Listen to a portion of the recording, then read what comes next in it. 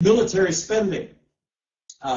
In this document, in my promise to submit a balanced budget to Congress in the year 2013, is going to be a 43% reduction in military spending. I think the biggest threat to our national security is the fact that we're spending so much more money than what we're taking in, and that we're bankrupt, and that if we don't fix this, we're going to find ourselves in the midst of a monetary collapse. So, military spending. Can we provide a strong national defense for this country and still cut military spending by 43%? I think the operative question here is defense. The operative word is defense. And yes, we can, as opposed to offense and as opposed to nation building. So 43% reduction in military spending. Do we need 2,300 nuclear warheads? Do we need to blow up the world 9 times, or will 4 times do? So I think we can cut our nuclear warheads from 2,300 to 500. I think that we can reduce our military presence worldwide by 43%. Do we need 100,000 troops in Europe? Might 57,000 troops do? I have a hard time understanding why we have any troops at all in Europe, much less 100,000. So I think there's room to do this.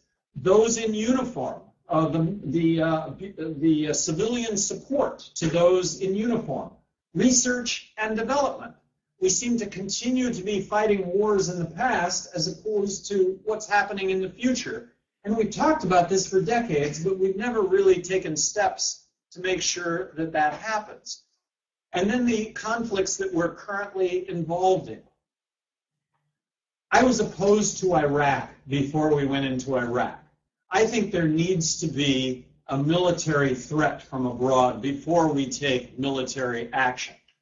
I didn't see that Iraq had any weapons of mass destruction, but if they would have had weapons of mass destruction, this is going back to 2003, gosh, don't we have the military surveillance capability to see them roll out these weapons of mass destruction? And if they do, we can go in and deal with that. If we go into Iraq, aren't we going to find ourselves in a civil war to which there would be no end? Afghanistan, I thought initially, was totally warranted. We were attacked, we attacked back, and after having been in Afghanistan for 6 months, we wiped out Al-Qaeda. That was 10 years ago. So we're building, and other countries in the world, and don't we have those same needs here in this country? Libya, I was immediately. Aren't we still involved in a civil war in Libya? Where was the military threat from Libya?